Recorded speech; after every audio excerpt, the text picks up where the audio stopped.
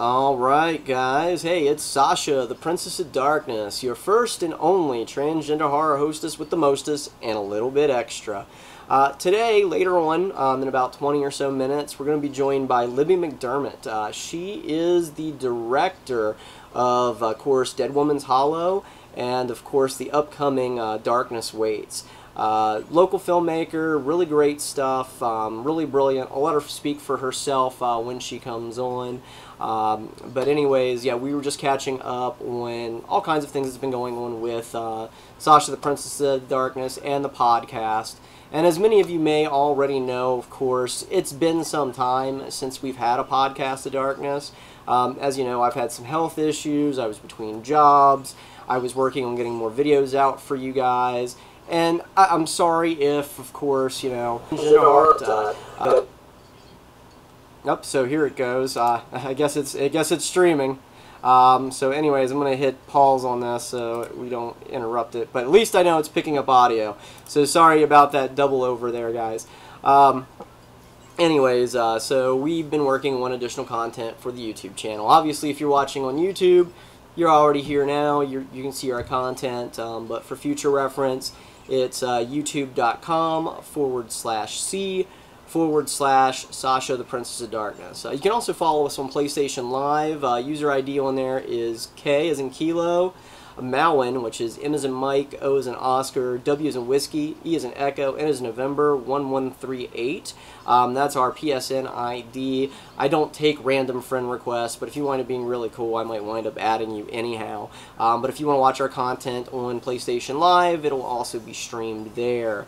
And as always, of course, we're going to start streaming to Twitch. So this is our first really official broadcast to Twitch. So I'm kind of excited about that. I'm kind of look forward to see how everything turns out and how it all works.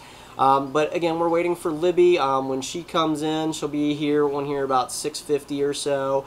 Obviously, there'll be a recut episode since this is live, off the fly, off the hook. So it's a live podcast with yours truly, Sasha the Princess of Darkness. So some updates. I've already kind of touched with the Twitch crowd as to what was going on with social media recently. I know there's been a lot of hubbub with some YouTubers that I'd followed and that I joined a group with. I find it humorous because I was kind of the token trans girl of the group, which it happens way too often. I'm always the token of a lot of groups, and of course I always identified as a social justice warrior with my OK Stupids and my dating fails that I love to post. So a lot of them had given me flack on that, and I'm like, look, you know, if you don't like it, don't look. You guys can just step off. You don't have to promote my OK Stupids or my, you know, dating fails. But there was one that was just very hardcore and pissed off about the fact that I did these things. And this is a person who loves to drop sexual and gender-related slurs. As you can imagine, one starts with an F and one starts with a T, and he likes to do it constantly. And I've called him out on it before. I'm like, dude, that dialogue's not cool. Chill out. Because I'm the type of chick who, if you're saying some negative stuff, even if it's in jest, because even in jest, you're spreading hate, regardless of if you know it or not. But I had warned him a couple times about it, and that, hey, I wasn't going to tolerate that kind of talk in my presence. But it's humorous, because it's one of those few things where I wish I could take credit for it, but I can't. But somebody else had seen some of his posts and some of the things he was saying online that was negative to people of different sexual identities and gender identities, and basically got him locked out of a lot of social media. They started reporting things of that nature. Again, wasn't me. Granted, I'm an asshole. I wish I could take credit for it, but, you know, I'm the type of person who's going to confront you before I do that kind of extreme move. Well, somebody went ahead and did it, and it's funny because now I'm getting all the blame for it, and a lot of people have walked away from me and have gotten pissed off at me because of it. And I'm like, look, you know, I'm sorry. I wish I did do it, but for once it wasn't me, and yeah, that's on them. At least it's showing these people what their real stripes are and the real type of people that they are. But yeah, because apparently I'm just some social justice warrior. Ooh. Yeah, please. I watch horror movies that pretty much demean my sexual and gender identity all the time, so obviously I'm not that much of a social justice warrior. But yeah, so if you all have heard about that, just shake your head and go, whatever. And I always jokingly say I make a good scapegoat and a target anyway, so bring it. I don't care. It is what it is. C'est la vie. I loved working with some of these people and collabing with them, but if they're going to behave that way, that's on them. Can't fix it, you know.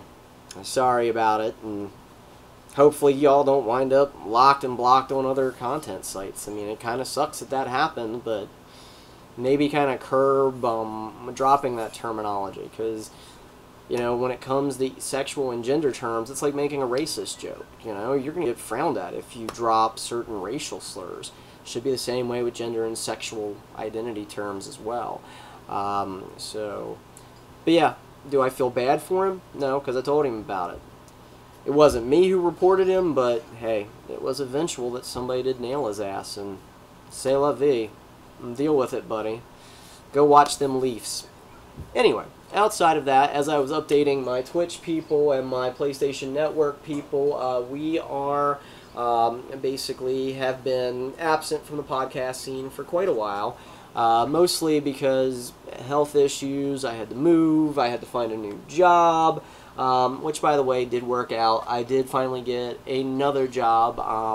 I'm working for a convenience restaurant / store as the third shift manager. Kind of ironic, I'm using a picture of Ash here as kind of like the title card.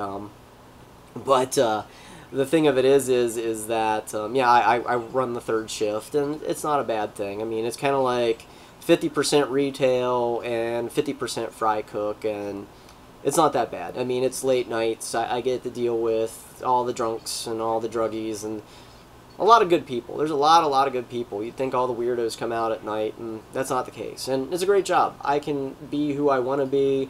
They don't judge me. Granted, some customers have been kind of harsh, but not everybody's like that. I've seen a lot of positive come out of it, and I kind of like it. It's kind of like being out in the public and exposing people in a very small-minded area to new experiences and new ways of life, and simply put, new things. So it's good all around, and I am glad to see it. Outside of that, other developments are, of course, we're working on more Alien episodes. Obviously, I still have to cover Covenant. That episode is coming up soon, so if you're not currently following us on YouTube or watching us on YouTube, just remember it's youtube.com/C/Sasha the Princess of Darkness. Or just search for Sasha the Princess of Darkness on most social media. We're on Instagram, Twitter, Tumblr, Facebook, you name it. And we even have a Patreon. So definitely worth checking out. We do have Spreadshirt, well, t-shirts available through Spreadshirt. Sorry about that.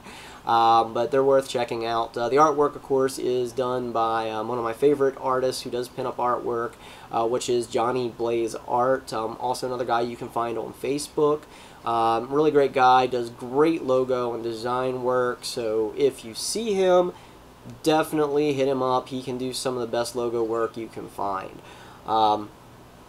Outside of that, tomorrow we're going to be at the 4-State Retro Pop and Comic Con in Hagerstown, Maryland. This one's going to be out by Hager Hall in Hagerstown, which is just off of 40 in downtown Hagerstown. If you're familiar with the area, it's like right behind the Cancun Cantina and Barefoot Bernie's. Can't miss it. It's going to be a blast. I'm going to be there pretty much all day. There's going to be some after parties and some evening stuff. So, you know, Sasha going to be there. Sasha going to have some fun.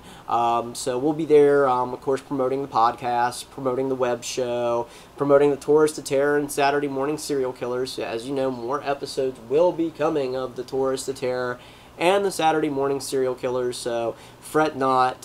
He is coming back, and I think the latest review is going to be on Mask. You can catch up with the last review that we did, which was on Wheeled Warriors. Episode's titled "What the Fuck is a Wheeled Warrior Anyway?" And it's definitely getting a lot of positive feedback on it, and it's hilarious. If you don't remember the toys Wheeled Warriors, they were pretty cool. The cartoon was definitely out there, and the toys in the cartoon had very little to do with each other, which made it kind of a very interesting fusion, but worth checking out.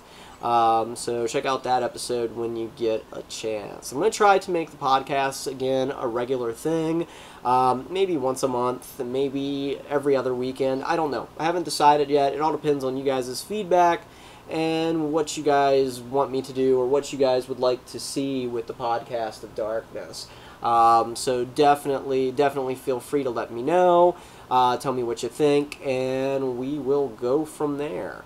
Work continues on, of course, the Princess of Darkness movie. It's coming. It's all a matter of money and time.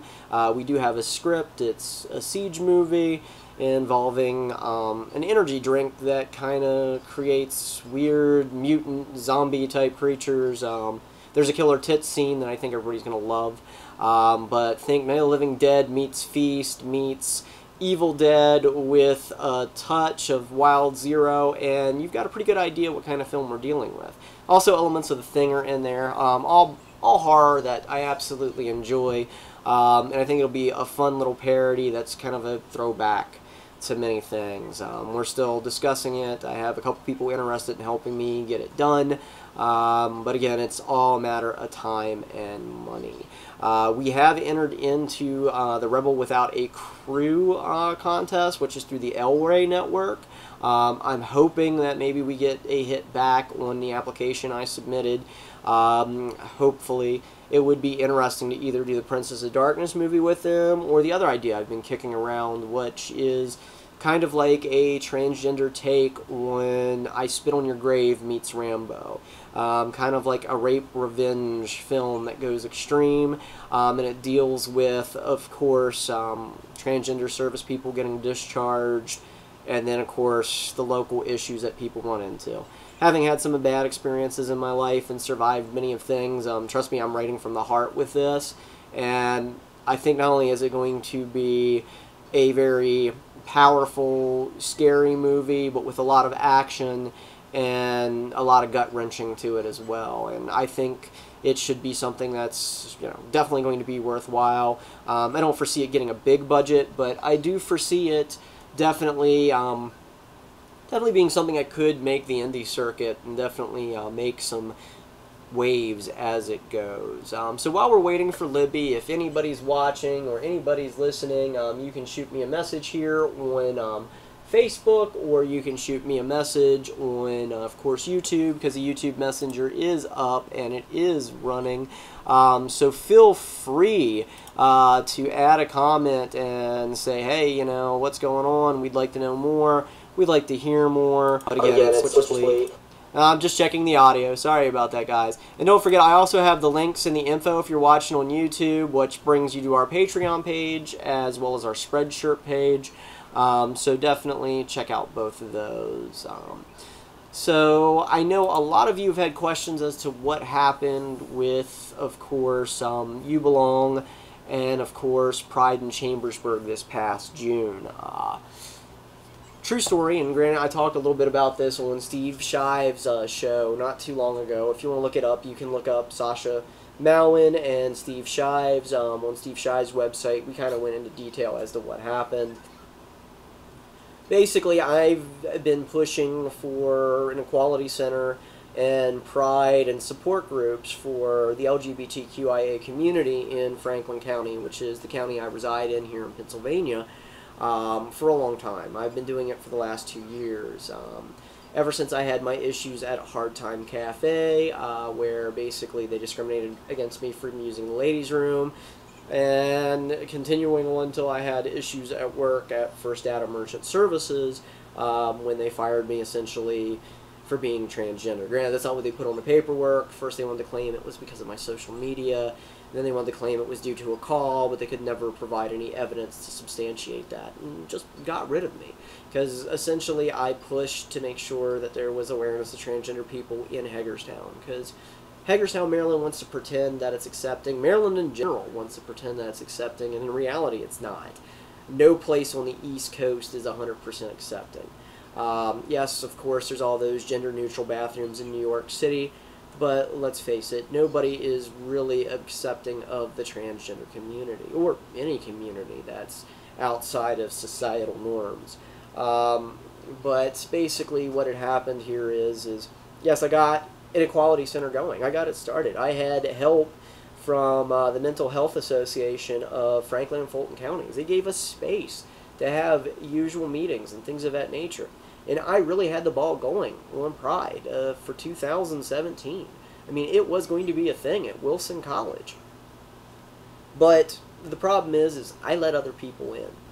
I let in this kid who wanted to say, well, I did a college report about this, and, you know, I created all this. And it's like, dude, I've been doing this for 2 years. You just showed up in February of this year when I started really getting the ball rolling to get an equality center in town and Pride in town, and you're now going to show up and try to take credit.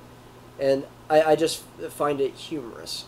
Because, of course, I'm a very loud, I'm a very proud kind of person. I'm the type of person who, if a bigot gets in my face, I'm going to get right back. Because I feel that there's way too much love and hugginess that's going on with, of course, the community at large. And it's one of them things that's kind of agitating. It's very upsetting. People just don't seem to understand what is, you know, going on here. But yeah, I let people in to try to help me. They wound up taking over, and by manipulating the by manipulating the LGBTQ Center of Harrisburg, they pretty much pushed me to the wayside. Because basically the Harrisburg Center felt that by me doing all of this in Franklin County, that I made them look bad. And all I did was I was trying to provide something that was needed. Yes, it was something that perhaps they should have provided for our area a long time ago, but I did it grassroots. And yet I let people in who wanted to make a profit, and I really shouldn't have. I mean, I've got people who were thinking they could make money off of charity, and it's like, you don't make money off of charity. If you're making money off of charity, you're doing something wrong. You know, I spent so much money doing printouts. I had some help with a GoFundMe. We had printouts, we had flyers. I did everything to get this going, and it was going to happen. And then all of a sudden, this punk kid just takes over with the Harrisburg Center. I get pushed to the side, and then they cancel everything. And I'm like, well, isn't that brilliant? They even took over the Equality Center. It became something that was, how can I put it best? It became something that it was not supposed to be. And it's sad. And I hope that something sometime changes here soon. I'm hoping that maybe somebody wakes up and somebody realizes that the Franklin County Equality Center is no longer ran by You Belong. And the way that they're running it is no longer a support group. For me, it was, you know, people would come and they would talk about their issues and we'd be there to support each other. It wasn't about a moderator taking control and making it his own little thing and having little potlucks and claiming that they support the transgender community, but they kicked out the one transgender woman who started it all. The sad fact of it is they'd have none of the connections, none of the resources that they had now if I did not get that ball rolling. And the sad part of it is I got it rolling. They were supposed to help keep it under control, and instead they let it run me down flat while they took credit for everything. And it's sad. It really is sad. So, I mean, if you know anybody who goes to the Franklin Equality Center for the support group or the Franklin County Equality Center for the support group, I say don't go. I say just stop going altogether. Because those people, to be honest with you, are frauds. They're liars. You can even do a web search about me and my grass works trying to get things going in the community for over 2 years ago, and you wouldn't have heard about this punk kid until recently. And it's sad. It's truly heart-wrenching that something that I spent a lot of time, my own money, and my own resources on, and now that you've got people in there who are just doing it to make a buck. They don't care about the community. They're not trying to make sure that we have rights and things of that nature. They're more concerned about starting a career and making money off the community as opposed to doing something right with it. And it's sad. It really is sad. I mean, hell, their excuse was for canceling Pride at Wilson College was basically the fact that they felt it wasn't educational enough. And I'm like, really we had resources and everything else. People can have fun and be educated at the same time. It's better than being bored to death at a potluck where you really don't learn anything. And it's sad, and I hope at some point I can get some things going that'll make a change. But until then, I'm still working on it. You Belong still exists, so if you're ever online, you can look us up. It's You Belong, Franklin County. We also run Franklin County Second Chance Proms, so those are coming. We're still working on projects. We're starting a new gender and sexual diversity group soon. It's just a matter to find, basically, better of finding a way to get it all started. So anyways, looks like Libby is ready to join us. Let me go ahead and get her going. Accept.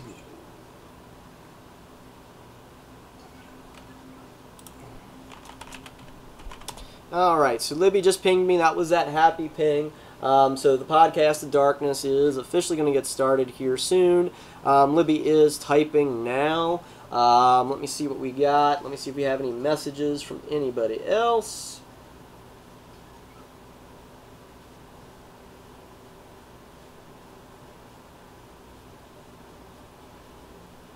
No messages yet.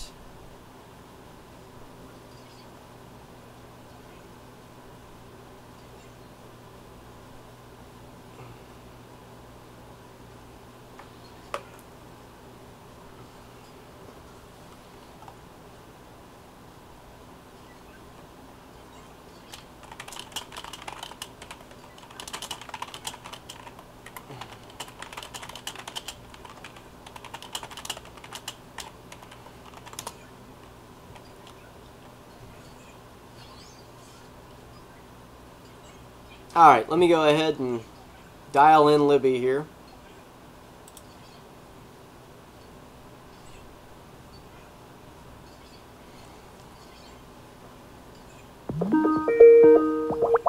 We're connected.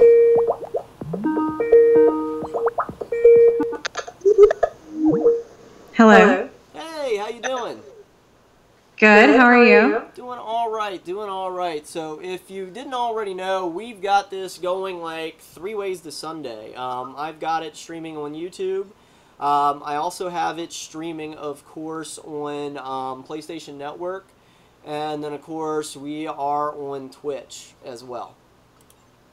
Cool, I don't know what that is. I don't know what Twitch is, but it sounds cool. Twitch is basically... the best way I can put it is it's kind of like a streaming service, usually for gamers and nerds like ourselves.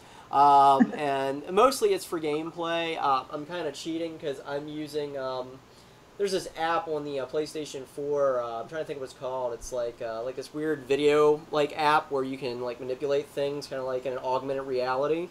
And it's kind of cool because I can put my banners up and people can see me while we're chatting. But I'm kind of bending the rules because I'm not really playing a game. I'm just in front of a camera. But hey, whatever works, right? Get them views, get them numbers.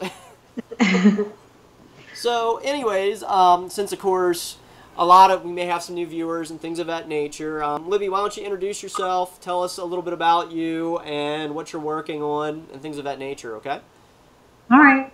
My name is Libby McDermott. I directed Dead Woman's Hollow, the movie. It was a movie that we shot here in South Central Pennsylvania, Franklin County mostly, about a couple of girls who go out on the Appalachian Trail and they end up getting hunted and killed. Based on some true events that happened here in 1988. After we made that movie, we were able to get distribution. So it is out on Amazon Prime for free if you have Amazon Prime. And if not, it's super cheap, I think. Like 99 cents or something like that. So check that out if you haven't seen it. Really, really proud of that. That was the first movie I directed. It was really, challenging to get it done and to get it out and all that stuff. So I'm just really proud that it ended up happening. And then some of the same characters, we decided to do a spin-off. So the next movie that's coming out is called Darkness Waits. and we're still filming that, but we don't have very much left to do. So really excited to get that shot and move on to post-production. It is got some of the same characters as Dead Woman's Hollow, and more kids go out on the Appalachian Trail and get hunted and killed. So, but a lot more fiction than this. So, but. Excellent, excellent. Yeah, sounds like a lot of kids getting hunted and killed seems to be a theme with you. Well, the Appalachian Trail is so beautiful around here, and it's free. So with a no-budget movie, you can't miss. I don't think. Like, I mean, I guess you could, but it was wonderful to be able to go out and have beautiful days where you're shooting and just be able to capture the atmosphere with some story along with it. Not to say we didn't have a lot of not pleasant weather days, because we did, but that's one of the challenges you get when you're shooting an outdoor movie. You get shut down by weather a lot. So.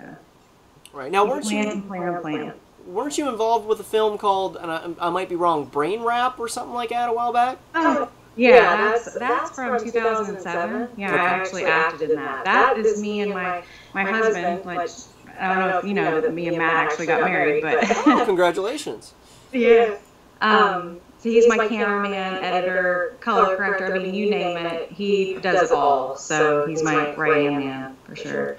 Well, trust me, editors are good to have, and it's good to have one married into the family, because I'll tell you now, I can't even imagine editing a movie. I mean, it takes me, anytime I do a YouTube video, and most of my YouTube videos are like 15 minutes, aside from this live stuff that I can just throw up anytime that I want, but most of my YouTube stuff, for just 15 minutes, it can take me 8 to 10 hours or more to get it edited and clean just the way I want it. And granted, I'm using the most cheapest, junkiest equipment in the world, but I can almost imagine, even with the best of equipment, it still takes time. Oh, yeah. I mean, just on 30 seconds, you can spend a week or two just working on 30 seconds to a minute. So, yeah, definitely.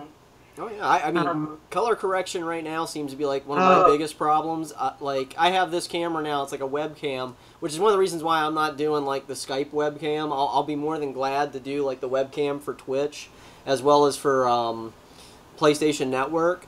But, like, my webcam here is horrendous. It, like, makes everything that's pink. And I've tried every setting and every filter, and I can't fix it. I understand. It's wretched. It is wretched. So outside of Darkness Waits, which is what you're working on now, is there any other upcoming projects or anything else that you're looking into working on here soon? Well, we do have a couple of projects. I really can't talk about them yet, but and we're not sure what we're gonna. To be honest with you, we're not sure what we're gonna do next. Because we've talked about a couple of different avenues, but I'll let you know it's something that I've been trying to get done for at least, if I can actually do this, it's been 20 years. So oh, wow. If you were in my life 20 years ago, I'm still working on that thing that I said I was going to do. Well, that's good. That's dedication. That means when you do it, it's going to be like a not, I'm trying to think of the right word, not a love story, but kind of like, you know, something that was your passion from the get-go, and now you're finally getting to do it. And I can't think of what it's called. I want to say it has the word swan in it. Picking my brain and drinking isn't helping me at the moment. Swan song? Swan song. That's what it is. Yeah. But, I did want to tell you that, I don't know if you know Darkness Waits, like, I had an amazing shoot this summer. Okay. And it was after Mel's Benefit, the last time that I saw you. Okay. And I wasn't sure it was going to happen then, you know, like I sometimes with these low-budget independent movies, I don't want to get my hopes up too much that something amazing is going to happen, because things can just fall apart at the last second. Right. And I honestly, even during the day, I was just waiting for it to just fall apart, but it never did. I actually had a huge dream come true, and David Madison and Scott Schiaffo were in my movie, and we worked on getting that together for a couple of years. So it was amazing that actually happened. And I don't know if you're familiar with Scott Schiaffo, but he was in Clerks. Mm-hmm. He's the Chuli's gum guy. Yes. And then David Madison is a director of Mr. Hush. Okay. And Middle Village, and he's got some pretty cool, crazy projects coming up too. A new movie with him is Wits End, which looks amazing. So I'm just really excited that dream actually came true. And it was an amazing day. Yeah, and see, that's what cracks me up, because a lot of people don't know that there is a lot of cool stuff that goes in our little area. Like Franklin County, you know, between you and Chamberlain, we've got some A-rated, like, directors in the area. Granted, you know, well, I'm just being honest. And the thing of it is that there's a lot of stuff that goes on. Like, we had Burt freaking Gummer at Totem Pole Playhouse just last weekend or the weekend before. Yeah. Burt Gummer, man! Yes, I know it's not his name, but he's Burt Gummer to me. The Totem Pole is so amazing. But he's Burt Gummer to me. Yes, it's Michael Gross, but he'll always be Burt Gummer. I don't care about family ties. Give me Burt Gummer. Now, if Burt Gummer was the dad on Family Ties, I'd watch that every day of the week. So one of the questions I've always wanted to ask you, what is your favorite horror movie? And don't go mainstream. You got to pick something that's kind of not well known. Oh, I don't know if I could do that, because you just asked me what my favorite one was. I can tell you what my favorite one was. Is it mainstream? But yeah. Okay, go ahead. It's not going to be my favorite if I don't say it. Go ahead. Halloween. Halloween? Halloween. Yeah. Yes. What did you think of the remake? It was wonderful, but it's never going to be the one that I grew up with. You know, the one with the music. That's my thing, and it's one of my favorites. Now, Poltergeist is another one of my favorites. I know that's mainstream too. So, question for you, Libby, since you brought up Poltergeist, who really directed it? Who do you think really directed it? Was it Toby or was it Spielberg? Oh, there's probably a lot of mentoring going on there, I'm sure. Well, it was Toby on the poster, but I mean, I hate to say it, some of them shots are classic Spielberg. You know what I mean? Well, I mean, I think in me and Matt's work, we on set, I know he gives me the title of being director, but honestly, I don't know if I could do it without him, because he is my eyes. So I can imagine, I don't know, but in a Hollywood picture, you have those people around you as well, that they're your support system. And I give total credit to that. Like, you know, did we get it? Do we see it? You know, like, I'm more the emotional person and he's more the technical person. So when I look at him, I'm totally like, he's half of it. So I can imagine there's relationships like that in all kinds of areas where people work together, and then you see elements. Like, I can tell when Matt shoots something, you know, I'm like, you know, he shot that. I mean, just even still pictures. That's one of Matt's pictures, you know. You can just, after a while, I know it, and I'm sure you've picked up on that with Spielberg. So Yep, there's a certain I would thing. say that's a huge element of that, where, you know, they work together, they work closely, they took suggestions and played off each other to make something. And you know, he knows that this is what I want to do, you know, my husband. So this is how he helps and supports me and lets me have my name. Well, that's good. That's great. I mean, a relationship is founded on that, working together and building each other up. And I'm glad that you have that. That's great. You're an awesome person, Libby. So congratulations, albeit belated. Oh, you're fine. So, if you could, have you not seen Brain Wrap, the 2007? Honey, I have watched so many movies. It's bad. Oh, like you've heard about it. Yeah, I've heard about it. It's like the other night, I had loaned my mom some of my Roger Corman collection, and I told her, I'm trying to think of the name of the movie. I have it sitting here somewhere. Hold on. It's a collection of The Evil and Twice Dead. And, like, I told her, I'm like, I really like The Evil because it's like a weird haunted house flick on a low budget. And, of course, it's an 80s film. But I was like, I don't know if I recommend Twice Dead. And I was thinking of, like, 3 other movies that what Twice Dead could have been, when in reality it was none of them. And it's like, I've just seen so many movies, everything blurs together. It's like recently one of my friends was looking for this movie about this weird mutated experiment in the desert that has like a proboscis that's draining people dry, and I'm like, it sounds familiar. Why does that sound familiar? It took me 3 years to find it because I've seen so many movies, and it was Mind Ripper. It was supposed to be like a illegitimate sequel to The Hills Have Eyes, the original series. And it had Lance Henriksen in it, and I completely forgot about it. And that's also on Amazon as well. So, well, I'll definitely have to get you a copy. It has, it's a dark comedy. It's not a horror or anything. Interesting characters, great story. It was the first movie we ever did together, me and Matt, and I acted in it. And the writer, John Taylor, he's the same writer as Dead Woman's Hollow, and he also wrote Miss Waits. And he's written the next project that I want to do. And then he also wrote Leech. I'm in that. I don't know if you've heard about that. No, I haven't heard that. That's a thriller. It's really cool. You should check that out too. I don't have any copies of that left, but I can definitely get you a copy of Brain Wrap. I could get you a bootleg of Leech. I can get you a bootleg of anything, so that's just how I am. Well, then go ahead and get it if you can get it. But I don't know if you could get Leech and Brain Wrap. Honey, if it exists, I can find it. I found things that shock me. Well, if there's something you want bad enough, I can get it, Libby. You just don't ask me how I got it. No, I have access to Leech, but I'm just saying. Don't ask me how I got it. It's like somebody the other day was looking for a widescreen print of the original director's cut of Death Machine. I don't know if you're familiar with that movie from the 90s or not.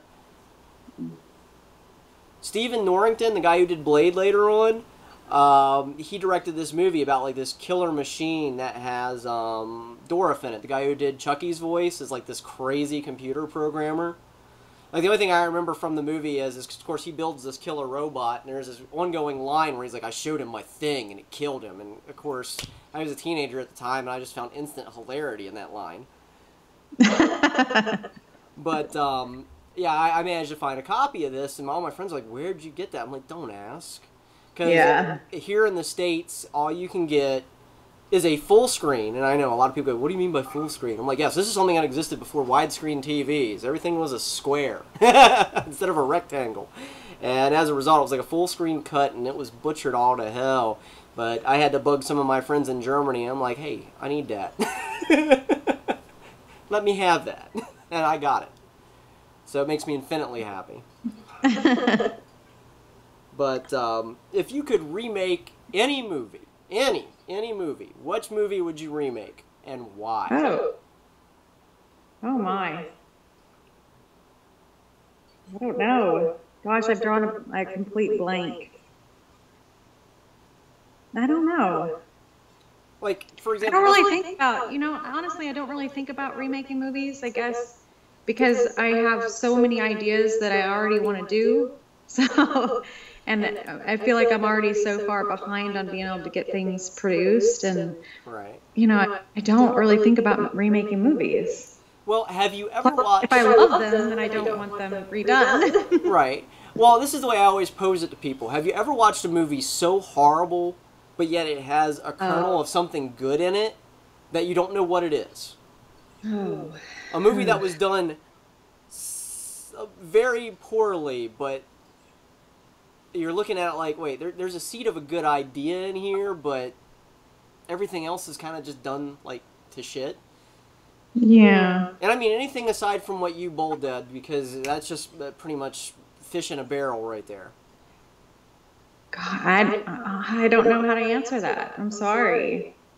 I'm trying to just make something up, and I can't think of anything real. Oh, hell, just pick one My of the brain many... is fried today. Pick one of the many Uwe Boll films, and you'll be managed to pull a winner out of that. A what? Uwe Boll? Oh my goodness. This is a guy who took advantage of German tax laws to make movies. And he would snap up rights to popular franchises like video games, sci-fi, things of that nature. and then pump out the most shit of a movie you could possibly imagine. And even if the movie failed because of German tax laws, he'd still get his money back and then some. Nice. Like, he is most reviled for making the movie that I hate the most, House of the Dead, which, if you have not seen that... That you hate the most? Did you just say that? I hate that movie. I hate House of the Dead. I loved it because, like, in my teenage college years, I worked in an arcade, and they actually had the stand-up arcade cabinet for House of the Dead, which was a fun, on-the-rails shooter. Bad dialogue, shit dialogue, you know, as we like to call it, English, because, you know, it's poorly translated, but, and with really campy acting in it. But for somebody to make it into a movie and absolutely fail, considering how campy it was to begin with, and then to make something even worse than what the video game was, just blew my mind.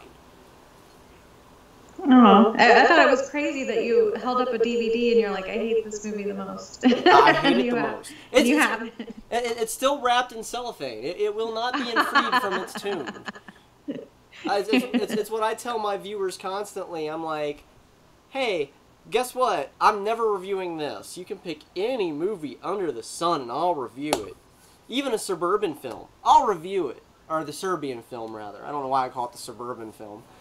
Of course, you know, the suburban film could be Suburban Commando with Hulk Hogan in it. Ugh. I'm not reviewing that. But, no, House of the Dead is pretty wretched. If you get a chance, check it out. He also did other video game adaptions like Alone in the Dark. I'm trying to think what the Dungeon Siege, and there was another one. Oh, Blood Rain. He did Blood Rain. And they are all terrible adaptions that really have nothing to do with the partnering video game. It's just absurd. Though I will say House of the Dead does have Clint Howard in it, so that's kind of a win. Cool. I don't know. I'm sorry. I just can't think of anything. Oh, you can't think of anything? Or it hasn't been something that you've seen that was just so terrible that you're just like, oh, what did I just watch?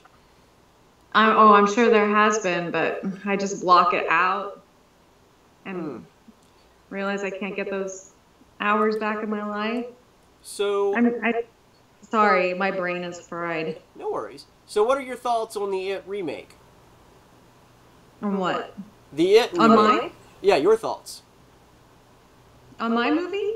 No, on It.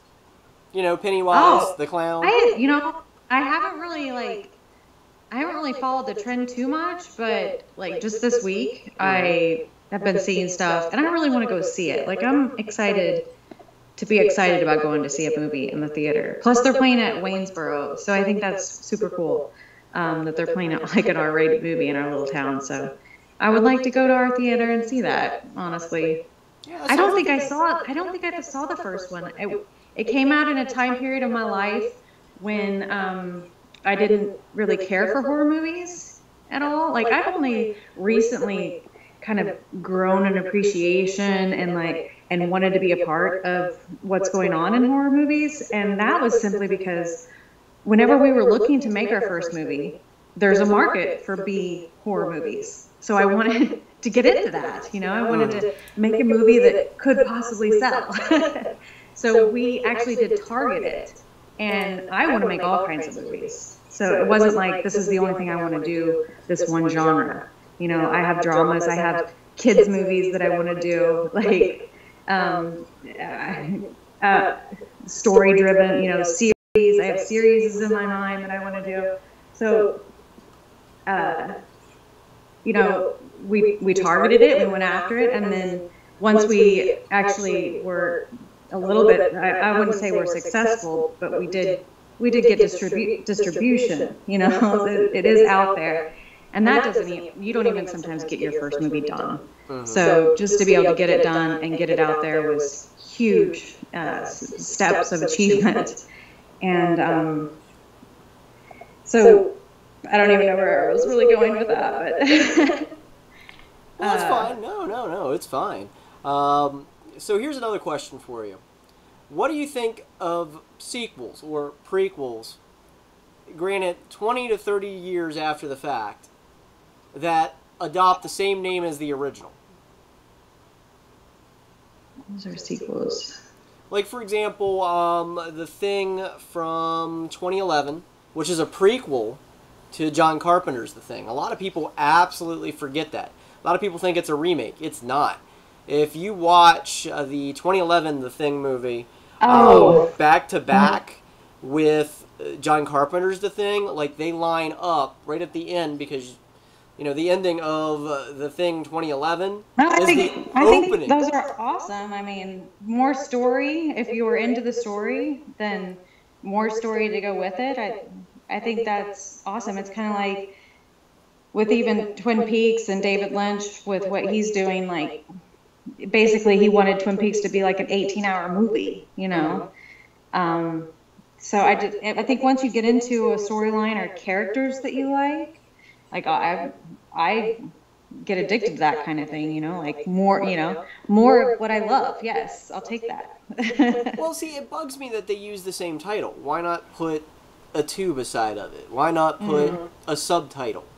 Right. Granted, it's kind of cheesy, The Thing Begins, you know what I mean? But still, at least it kind of gives people, hey, I'm missing a part of this, as opposed to automatically thinking it's a remake. Like, for example, I'm quite sure you're familiar with the Flatliners movie that's coming out.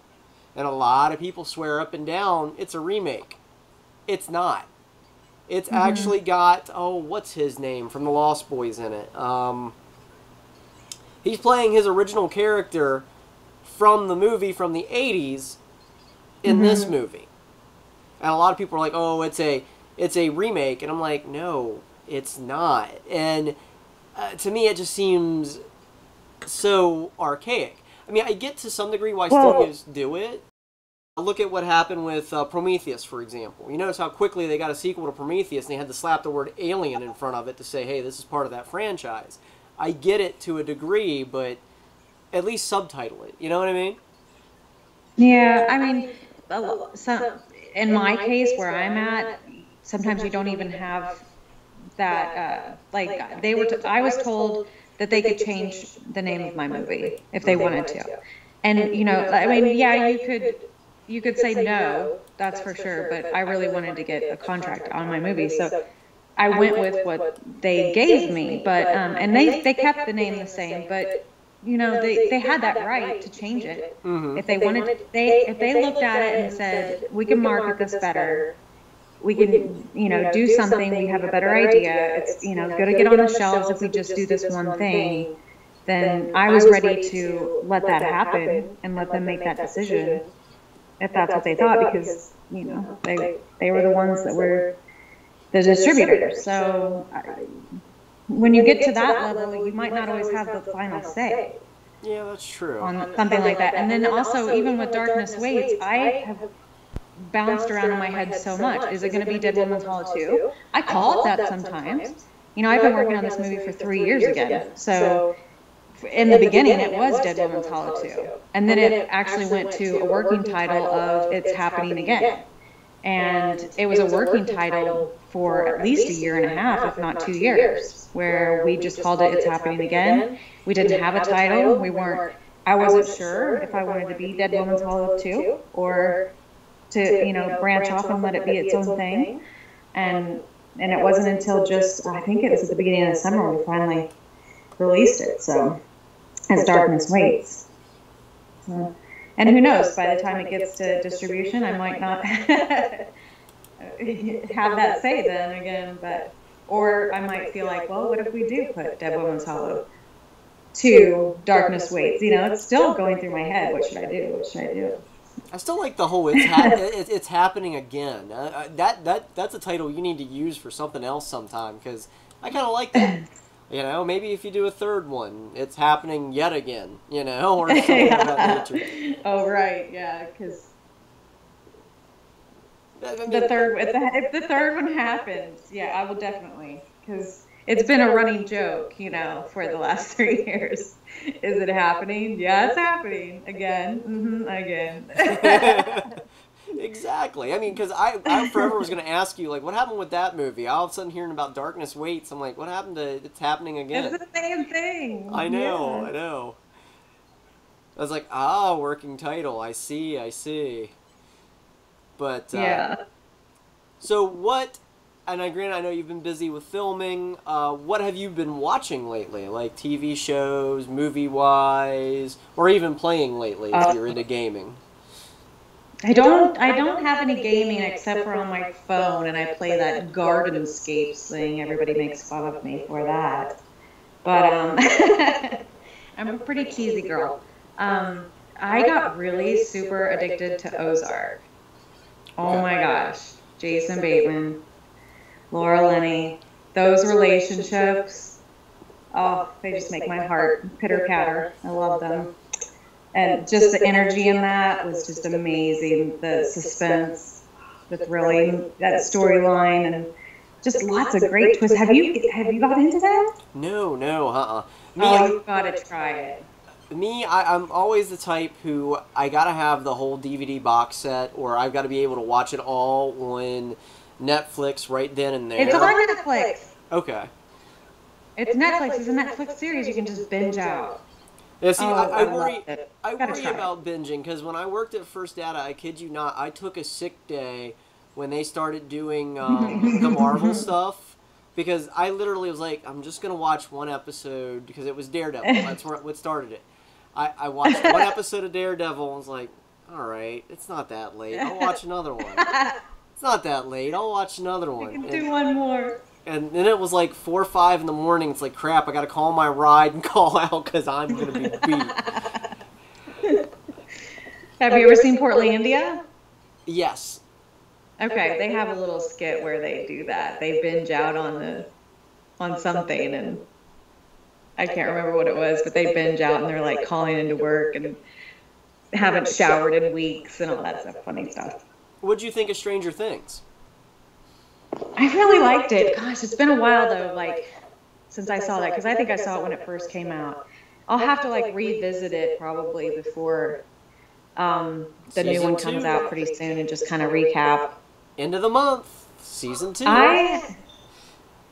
I love my mother, but I got my mother's brain, so things exit my brain as soon as they come in sometimes, and I have great experiences with series and movies and all that, but I don't always remember everything.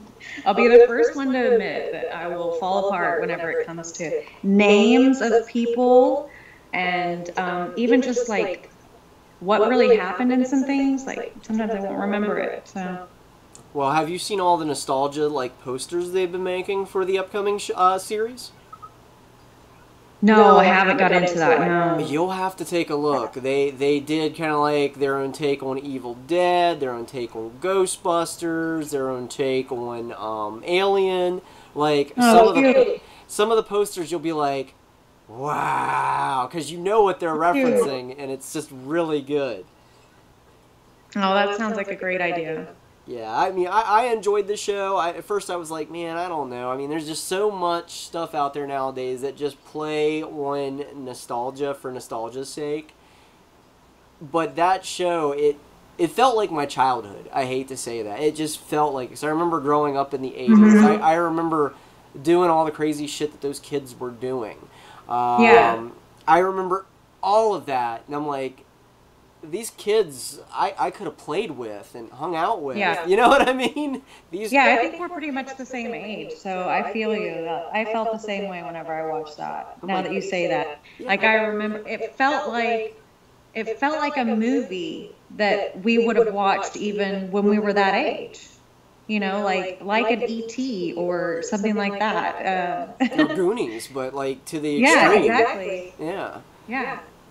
See, that's the thing that always bugs me with movies. I would love to see something that was even anywhere remotely on the level of the Goonies, or hell, even the Monster Squad. I love the Monster Squad growing up. I'm quite sure you've seen that one, right? The Monster Squad? Yeah, I'm pretty sure I just saw that. Oh. Yes, because the kid wears a T-shirt. It says Stephen King rules, right? Yes. Yes.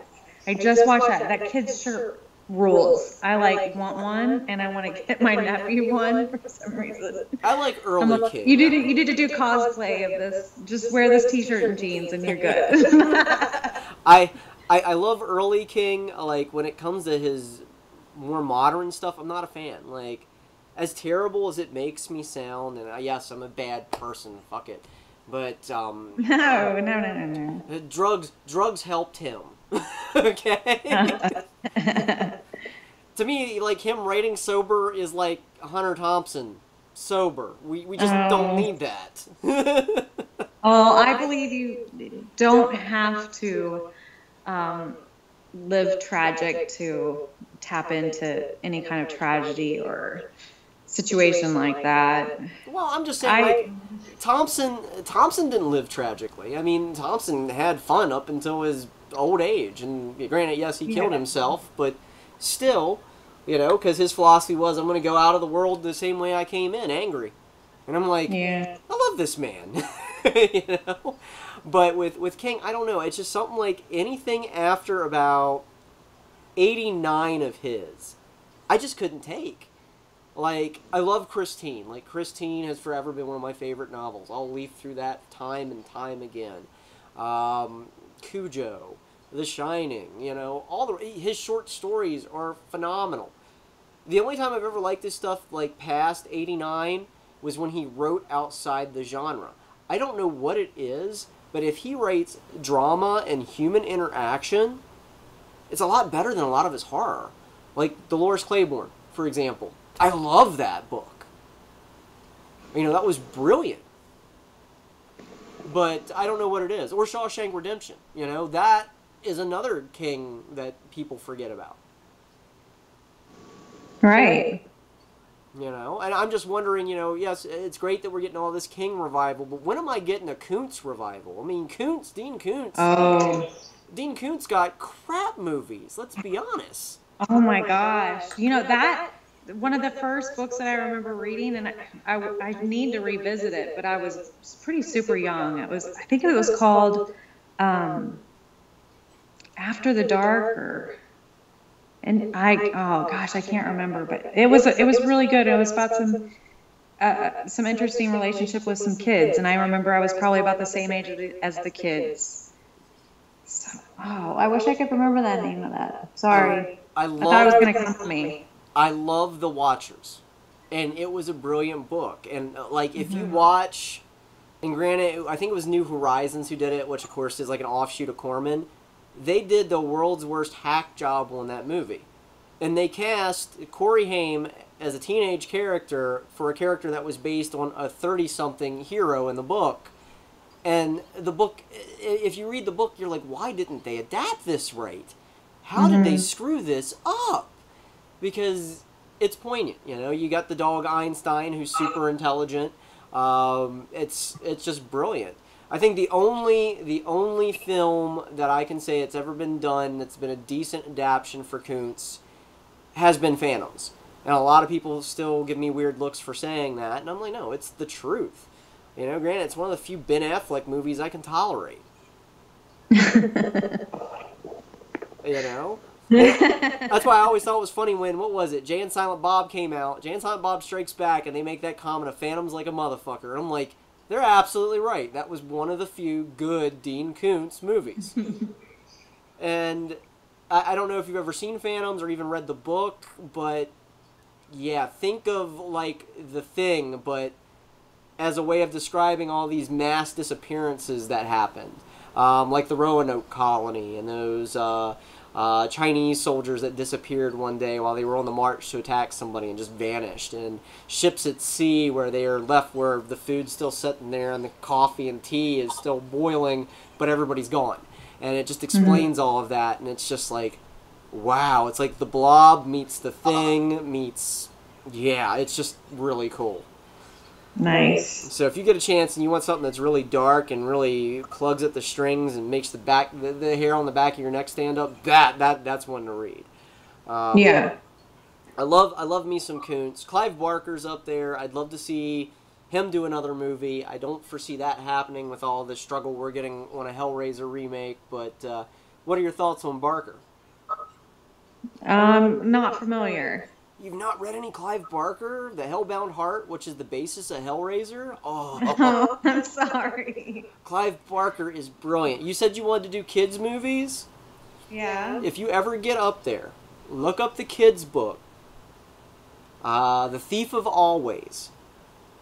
It is the most dark, demented, twisted kids' book, while still being safe, that you can get. It's like... Ooh, awesome. You have to message me that, because you know I'll forget, but give me that. Definitely message me that. It's like... It's like something that Wicked This Way Comes, but like with Clive Barker's twisted nature. I mean, I'm quite sure you've seen Hellraiser. Come on, the guy is like leather chains and violence. No, you know what? Actually, I don't think I have. You've never seen Hellraiser? Oh. I know. You're going to... You probably hate me after this interview, because No, you're I like, don't hate you have deserved to be in the horror industry. To me, Libby, it's like, I need to get my movies and come over in a six-pack and we'll just zone out. Right. Because to me, I mean, there's certain movies I can watch and still feel chills watching it. Especially Hellraiser, because Clive Barker wrote the original novella, and he was able to write and direct the film. And it's very refreshing to see that, yes, he changed some things from the novella to the film, but it's so nice to see what the creator's vision was. You know what I mean?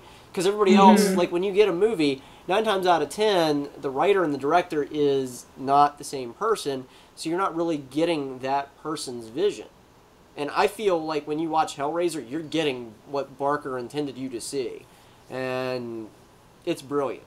I mean, my only complaint is that the demons that are in it, or Cenobites as they're called, was supposed to be sexless, genderless, but supposedly mostly female. But yeah, he got a hold of the guy who wound up playing Pinhead, and he's like, yeah, Doug Bradley, yeah, this part's yours. I don't care if you're a woman or not. You've got it. You know, especially when somebody shows up with talent, and you're like, yeah, this is the guy for the part. But it's a good film. I was trying to tell you earlier that, like, I did go through, like, I would say it was probably 10, 15 years where I did not watch, like, horror movies were kind of not my target or whatever. I was like the Titanic girl, you know, like anything romantic comedy or just straight comedy, or, you know, it's just... I remember, you know, going to the movies and thinking from dusk till dawn, I had no idea it was going to be a vampire movie, and I think I was upset, you know, that it was a vampire movie once I got in there. But it ended up being really good, but I did not want to be in there for that. I was kind of freaked myself out, and I would tell myself that I would have bad dreams and all that stuff, and then the movies still can affect me like that. So I kind of always opened my mind up to a movie to, like, let myself, I don't know, experience it, and I think that I kind of can live in them for a second, so to go to someplace scary was not always what I wanted to, you know, open myself up to, so I just wouldn't.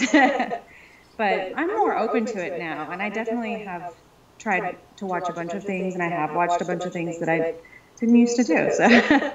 Well, when I was a kid, because I grew up in a military family, we traveled all over the place, and we were fairly early adopters of, like, a VHS player, and, of course, cable. And that's really going back here, because when somebody goes, early adopter of cable, I'm like, yeah, we're talking early 80s here. Yeah, we were like one of the first few families to have like a cable box, and granted, I was one of the few smart-ass kids who figured out how to, granted, this is all pre-digital, where you could go in there and hack it and actually unlock those channels you weren't supposed to get until the cable man shows up to adjust it. But we figured out how to do that on a cable box all the time. We were watching shit we weren't supposed to be watching. But my dad was all the time out. My dad was all the time out in the field, and my mom always had a lust for horror movies. That's where I get it from. And I always, granted, yes, I jokingly say that, you know, a lot of kids grew up with Sesame Street. I grew up with Elm Street and Elvira. It's not far from the truth. Because, granted, my dad would be out in the field, like, many a days. He'd either be on bivouac, which basically is the army version of camping. And he might be gone for several days or several weeks. my mom wants to watch a movie, sit on the couch or something, you know. And granted, these were my early formative years, and it was either the summer or I wasn't yet in school, and we'd be sitting in front watching Elvira. Or we'd be watching Goliardi, watching those late night movies. Nice. And at the time, like Showtime and HBO would do like featurettes, which you would find now on DVDs, of course. But they would do their own featurettes on the making of certain movies. Like, I saw how Jaws was made. I saw how Terminator was made before, basically, I saw those movies. So I knew it was all just pretend. So there wasn't any of that fear.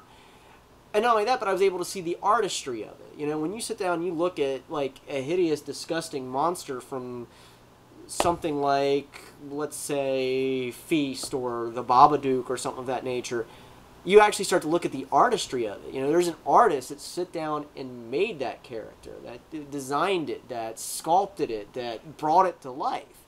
And for me, it was a unique way of looking at it, because you weren't just looking at, oh, somebody with scary scar makeup on. No, that somebody literally sat in a makeup chair for 7 hours or more to look like that. And somebody created that and established it. And so for me growing up, I mean, I wouldn't lie, I was the one that was constantly in the R-rated section as a kid, grabbing the DVDs, and they're always like, that's a Malin kid, just let them pass, there's no stopping them, they're going to either A, rent it themselves, or they're going to get their mom to come in here and get it. So and granted, a lot of people's like, you know, so you lived without a censor? And I'm like, no, not exactly. It was just the fact that I knew this stuff was fake, and it wasn't warping my little mind, it was, you know, just something that I enjoyed, you know. It's it goes back to, I don't know if you've ever seen Matinee with John Goodman. Oh, you've got to see Matinee. It's kind of like a tribute to William Castle. William Castle did a lot of films like in the 50s and 60s, and he'd go out and he'd market them himself. He had this like movie called Spine Tingler where he wired all the chairs with vibrators to scare the shit out of people at random in the theater. And he was all about gimmicks. 13 Ghosts. He had like the little ghost viewer and everything else. If you ever get a chance, read up on some of the crazy marketing shit he did for his movies. And it was brilliant. And this movie kind of plays homage to that. And it puts the movie stars not exactly on, I'm not saying like in a negative, but it makes them human, where it shows that he's broke and he's trying to push his latest movie and he's trying to look like a big shot in order to promote things, but in reality, he's just a schmo like you and I trying to sell his product. And it was brilliant, because there was like this kid who idolizes him and he gets to know the real person, and he's like, the dude's kind of an asshole, but he's still cool, you know. And it's a great film. It's set during that whole period of time during the Bay of Pigs on an army base, and everybody freaking out about the bomb, and it's brilliant. It's not a horror movie. It's not a horror movie. It's not a horror movie. It's not a drama movie. It's not a comedy, but it's a mixture of all of them. And you would think that Spielberg had his hand in it, because it's beautiful. It's one to look up. It's just called Matinee. Cool. So worth. I will tell you that the movie Piranha, whenever I was young, I love Piranha. I think I was way too young to have been watching it for sure. And that is the first time that I remember being scared, like a new fear. I was never scared of water before I watched that. But I probably only watched bits and pieces of it too, honestly, before I left the room, like scared. But after that moment, I had a phobia of water that you cannot see through. Like to this day, I cannot, like I will hyperventilate. I can almost start breathing like it right now, just thinking about being in lake water or ocean water. And it's just like, something's going to get me, something's going to, you know, that unknown, that fear just goes through my head like crazy. So, that put a newfound fear in my life. It was one of, actually Spielberg approved of that movie. He's like, I know it's a Jaws ripoff, but I like it. It's a good Jaws ripoff. And it's so funny because they are so blatant about it. If you pay attention when you're watching that movie in the first couple frames when they introduce the female heroine, she's actually playing a Jaws arcade booth right at the beginning, because they had like an arcade cabinet for Jaws back in the day, kind of like Aha. And it was directed by Joe Dante, which would later go on to do things like Gremlins and other films. And a lot of people forget that it was produced by Roger Corman, of all people. And a lot of basically Hollywood got their start through Roger Corman and New World and his production studios.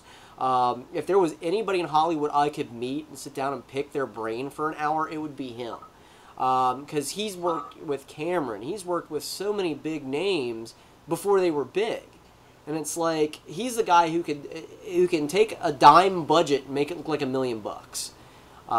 Prior to James Cameron working on stuff like The Terminator and Aliens, he was helping on set designs with Forbidden World and Galaxy of Terror. And you look at those set designs, and here they were using, like, granted, this is really showing my age, but the old styrofoam trays from McDonald's for the sandwiches. They were using that to line the spaceships and stuff. And if you don't look, if you don't look closely at it, you won't realize what it is. But when you're watching it, and if you're like me and you've got that kind of eye, you're like, wait a minute, I remember getting my chicken nuggets in that. You know? But Nice. Corman is a genius. I mean, this guy has been involved with so many films, and a lot of people talk about like the passing of Tobe Hooper and George Romero recently. But the thing that scares me, because Roger Corman's up there in age, is like, I will have a heart attack the day he passes, because that man is a genius. And he's one of those ones that he produced a lot of movies, but he was so actively involved. And man, if you have, granted, you mentioned a few movies of his, but if you ever get a chance, Shout Factory, they put out a huge collection of all the stuff he's been involved in. And like, I don't know if you're familiar with Shout Factory or not, but like, Shout Factory, usually their DVDs and Blu-rays are like less than $20. And they usually have multi-packs. So if you ever see one out there that says Roger Corman Cult Classic Collection, pick it up, because it's worth it. Yeah. It's more hit than misses. Yes, there's a couple clunkers out there, but damn, they're good. Anyways, you had to bring up Piranha, so I had to go on a Roger Corman fangirl moment. So are you going to be at the Comic-Con this weekend? I am trying to shoot a couple of shoots, but I do want to stop by, so I'm going to really try. Make the after party, because you know me, I always make those after parties fun. I know you are. Right? So you know me, I'm going to be tanked up, and I'm going to have fun. But it has just been, we have been crazy busy, and I have been trying to sleep when I can sleep, but I'm still trying to fit all this in, but I really do want to stop by and check it out. Definitely. Yeah, Matt puts on great events, so I'm excited to see that. I hope everybody does support it and get out and check it out, because that's how we can continue to have, these people be able to come to town and meet people and keep this little film thing we got going on. So. Exactly. And hopefully at some point you can find some room for a hatchet woman like me in one of your films. I'd be more than glad to participate sometime. Yeah, absolutely. We've got to definitely do something. And you will be stoked to find out about my next project, because you could definitely, I know that you would be down to to be a part of it. All right, excellent. Well, is there anything you wanted to plug before we close out today, or anything you wanted to bring up, or? Just everybody, definitely check out Dead Women's Hollow on Prime if you can, and Darkness Waits on Facebook. Check us out. Like I said, we got Scott Schiaffo, David Madison in it. We also have Jim Crutt, who's the helicopter zombie. Waylon K. Smith, he's my lead. He's my sheriff. Like Positronic Cats. Yes, Positronic Cats. Has just taken this movie on his shoulders, and he's carried it the whole way and for years. I'm just very grateful for everything he's put into this. We got Conrad Brooks in this. He plays my dad in it, which is amazing, iconic, generations of films in that man there. And just to be able to be in the same room with him, and now we worked with him, it's an amazing thing. Dan Miller, he's in it, my friend that I actually got him in my movie. He passed away about a week later. he was my biggest supporter. But I tell you what, I am so grateful that I have him in my movie, because I would be a basket case if I did not get to capture him, because his part was his part, and I don't know who would have played it but him. Love him, love him, love him, and I can't wait to show you guys him in this and all these people. I can't wait to show this work to everybody, because everybody who's been a part of it has worked their butts off for years now. I told them in the beginning, like, it might take me a long time to get this done, and people have stuck it out, and they stuck by me. So I'm so grateful for everybody that's been any part of this, helped me get anything, do anything, get a location. You know who you are. Thank you, thank you, thank you. Now, is there any websites for the films that people can go and check out, or anything of that nature? Any social media? Basically, Facebook, Darkness Waits. You should be able to search and find us. That's where you can find us right now. So. All right. We do have Twitter, but I'm honestly, like, Matt takes care of all that stuff. I'm not a techie girl, so you would have to plug you on all those links. Okay. Well, just let Matt know. Just shoot me a message. I'll put links in the description once everything is archived on YouTube. That way people can find it. Outside of that, any closing statements? Anything else that you want to leave with? Oh, it was really great to catch up with you. Thank you so much for doing this. Hey, I just hope I get to run into you a little bit this weekend, maybe tomorrow. Maybe we'll sit down and have a pint or something. Yeah, cool. All right. Well, hey, thank you for joining us, and it's great as always having you, Libby. And anytime you want, you're welcome to be on the show. Thank you. Take care. Take care. Bye-bye. Bye-bye. All right, guys, so that was Libby McDermott. Of course, she's the director of Dead Woman's Hollow and, of course, the upcoming Darkness Waits. Again, you can find her on Facebook, Libby McDermott. Also look for Darkness Waits as well as Dead Woman's Hollow on Amazon. I believe it's on Netflix currently as well. So definitely support local horror. Next time we may have